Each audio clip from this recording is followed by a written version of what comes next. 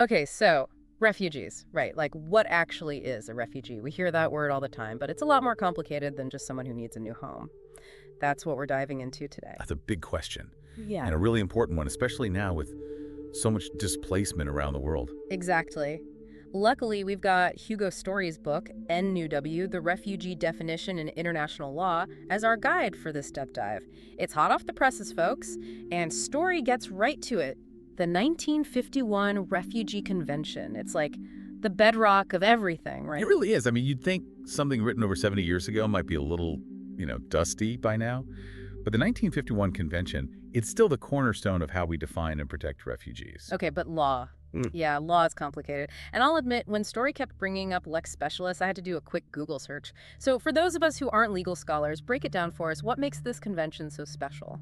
Basically, it's like having a rule that overrides all the others in a very specific situation. It's the trump card. So if there's ever a question about sending someone back to a country where they might be in danger, bam, the 51 Convention rules. It can even overrule other international laws if it has to. That's how important it is. No pressure, then. But that definition better be good. The book actually breaks down each part of it, and I was struck by how some of these phrases seem so simple at first glance, but then Yeah. you start thinking about it, and it's like, whoa, there's a lot to unpack. For example, outside the country of nationality.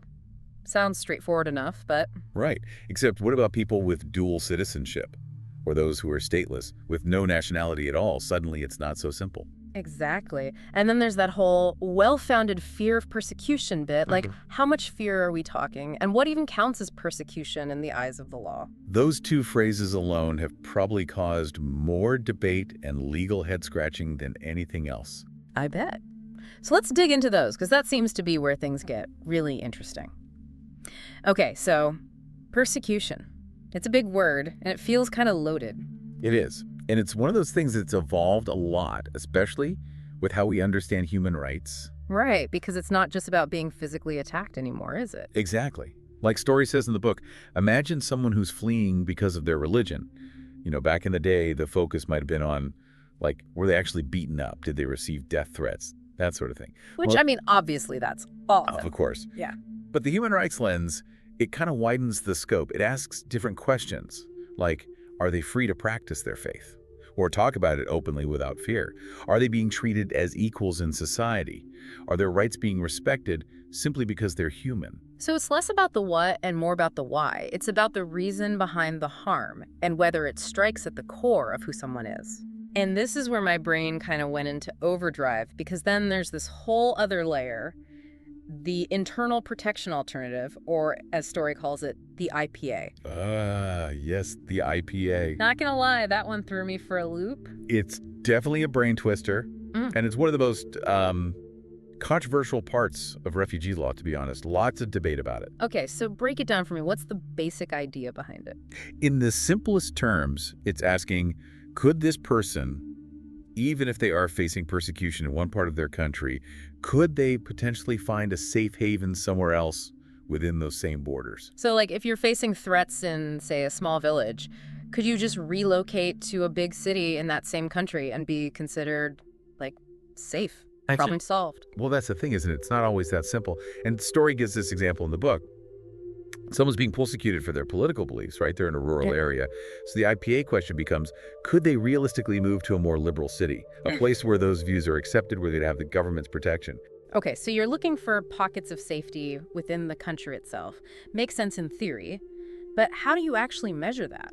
What if moving means, like, huge financial hardship or social isolation? Even if there's no direct threat, that's still a really tough situation. That's the million-dollar question, right? Right. And that's why the IPA is so tricky, because what does reasonable internal relocation even mean? Like, what if the persecution is widespread? What if you can't trust the government to protect you anywhere in the country? It becomes this, like, balancing act between a country's right to handle its own business Yeah. and ensuring someone isn't being forced into a dangerous situation. And this is one area where Story doesn't hold back. He brings up some pretty serious criticisms of the IPA. Oh, absolutely. He points out the concerns about fairness Yeah. and consistency. Because how can you possibly measure reasonableness objectively? And what about those forms of persecution that aren't like life or death, but still make someone's life unbearable? It's ethically complicated. Totally. Seems like one of those things that looks good on paper but gets messy in the real world. Let's switch gears for a sec. Storey also delves into nationality, which we touched on earlier. Multiple citizenships, no citizenship, where that's going to muddy the waters, right? Yeah, it gets really interesting. Like, just because you have a few passports doesn't mean you're immune to persecution. You could be in serious trouble in one country, even if you've got a comfy life waiting in another. Right, so having options doesn't automatically equal safety. What about people who are stateless? No country of nationality to speak of. How does the definition even apply to them? That's such a crucial point, and Storey doesn't shy away from it. The convention actually recognizes that stateless people, they're in an incredibly vulnerable position, precisely because they don't have that protection that a nationality usually provides. So they're not excluded from being refugees just because they don't fit neatly into that country of nationality box. That's really good to know. Okay, we've covered a lot. But it seems like the refugee definition, it's not this perfect catch-all solution, is it? Storey acknowledges there are some pretty big challenges in how it's applied in the real world. He does. In fact, he argues that while the definition is obviously incredibly important, it's not this, like, magical cure-all. And he points out that there are definitely gaps in protection, especially when it comes to some of the newer forms of displacement we're seeing. So it's like we have this framework, this definition that's supposed to be like this safety net. But then when you look closer, there are all these holes, Right. gray areas. It makes you wonder, is it even possible to have a definition that's airtight, like that covers every single situation and can't be, I don't know, manipulated? It's a huge challenge. I don't think anyone would argue with that. But Storey's point, at least as I see it, isn't that we just chuck the whole definition out and start from scratch. It's more about, like you said, acknowledging the limitations and really pushing for a more nuanced understanding of how we actually apply it in today's world. Which is where I think his whole call for a more universal understanding comes in. It's not about making the definition itself easier, but almost like the way we think about it needs to be clearer, more consistent. Exactly. He's arguing that the more we ground our understanding of this whole thing in human rights, those universal principles, the stronger the system becomes, the more equitable it becomes. It's about recognizing that inherent dignity in every single human being, regardless of where they're from, what they believe, all of that. See, this is what I love about this book. Because it's more than just like a dry legal analysis, It's about people's lives, real people with families and hopes and dreams. It's about ensuring that everyone is treated with that basic human dignity. It has to be. Yeah. Because at the end of the day, the refugee definition, it's a tool. It's supposed to be a tool for protection, for making sure those who are truly fleeing persecution, whose rights are being violated, that they have a place to go. A chance at a life with safety, with dignity. And that's something I think we can all get behind. But as with most things that are worthwhile, it's complicated.